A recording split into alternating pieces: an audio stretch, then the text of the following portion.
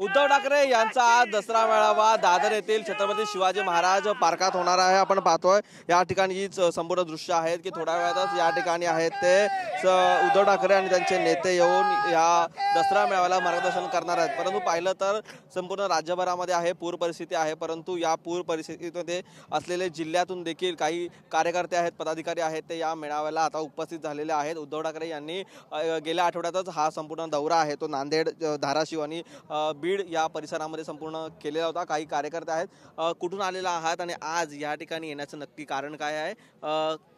मी नांदेडून आलेलो आहे आणि पारंपरिक दसरा मेळावा हा शिवतीर्थावर होतो आणि आम्ही शिवसेनेचे निष्ठावंत कार्यकर्ते आहोत। निष्ठा ही जोपासायची असते, विकायची नसते, ते आम्हाला बाळासाहेबांनी शिकवलेलं आहे आणि त्या शिकवणीला अनुसरूनच आम्ही पारंपरिक आमचा मेळावा हा शिवतीर्थावर होतो आणि त्या शिवतीर्थावर आम्ही जसं पंढरपूरचे वारकरी पंढरीला जातात तसं शिवसैनिकांची ही वारी असते आणि ती वारीची अखंडित परंपरा पावसात सुद्धा आम्ही ती सांभाळत आहोत, जोपासत आहोत। आमचे पक्षप्रमुख देखील या पावसाची तमानाई केली, त्यांनी पाऊस पडतो म्हणून मैदान नाही बदलला, मैदान तोच, नेता तोच आणि झेंडा एकच, तो म्हणजे शिवसेना पक्षप्रमुख बाळासाहेब ठाकरे।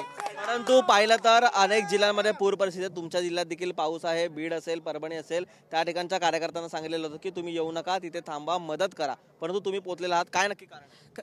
मराठवाड्यामध्ये खूप पाऊस पडलेला आहे, त्यामुळे जमीन पिकं सगळी नुकसान झालेली आहेत। तिथले जे काही शिवसेनेचे पदाधिकारी असतात त्यांच्या होईल तेवढ्या पद्धतीने ते मदत करतायत। मदत म्हणजे केवळ ब्लॅकमध्ये पैसा कमवायचा आणि इकडे जाऊन वाटायचं हे पुण्य नसतं। मदत म्हणजे एक मानसिक आधार असतो। आमचे ओमराजे निंबाळकर असतील, कैलास पाटील असतील, आमच्या नांदेड जिल्ह्यामधले काही शिवसेनेचे पदाधिकारी असतील, हिंगोली जिल्ह्यातले पदाधिकारी, बंडू जाधव असतील परभणीचे, हे शिवसैनिकाला प्रत्यक्ष भेटून त्यांच्या मनाला आधार देत आहेत, त्यांना उत्कर्ष करण्याची प्रेरणा देत आहेत। या संकटाला सुद्धा आपण धीरोदत्तपणे सामना करावा आणि शिवसेना प्रमुखाच्या शिवसैनिकाप्रमाणे लढावं, संकटापाशी खंबीर लढावं। हे आमचे प्रत्यक्ष ग्राउंडवर जाऊन कार्यकर्ते त्यांना मानसिक आधार तर देतच आहेत। आणि मला एक खरं सांगू का, पैसा दान दिलेलं या हाताला कळू नये असं म्हणतात। काही लोक त्याचं प्रदर्शन करतात, काही गोष्टी प्रदर्शन करायच्या नसतात, त्या दिलेल्यालाच माहीत असलं पाहिजे की कोण आलंय आणि कोण दिलंय। आपण पाहिलं तर जी मदत उद्धव ठाकरेंनी केली त्याच्यावरती हे सर्व बोललेले आहेत। दादा, कुठून आलेला आहात? भर पावसामध्ये चिखलात देखील तुम्ही बसलेलात, काय एक भावना आहे? आणि दसरा मेळावा पाहिला तर दोन होत आहेत, एक नेस्कोला देखील होतोय जो एकनाथ शिंदे घेतात आणि आज उद्धव ठाकरे या ठिकाणी। आम्हाला उद्धव साहेबांचा दसरा मेळावा आवडतो म्हणून आम्ही येतो। मी आहे उस्मानाबादून आलोय, ओमराजे निंबाळकर यांच्याकडून।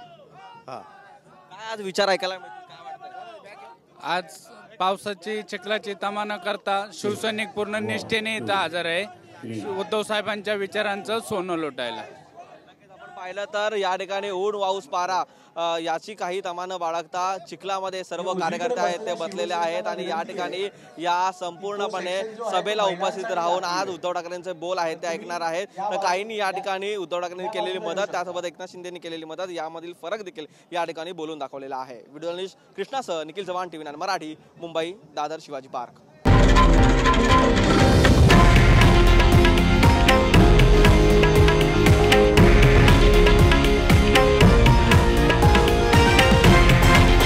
हे आहे देशातील नंबर 1 न्यूज नेटवर्क आणि आपण पाहत आहात TV9 मराठी, एकमेव।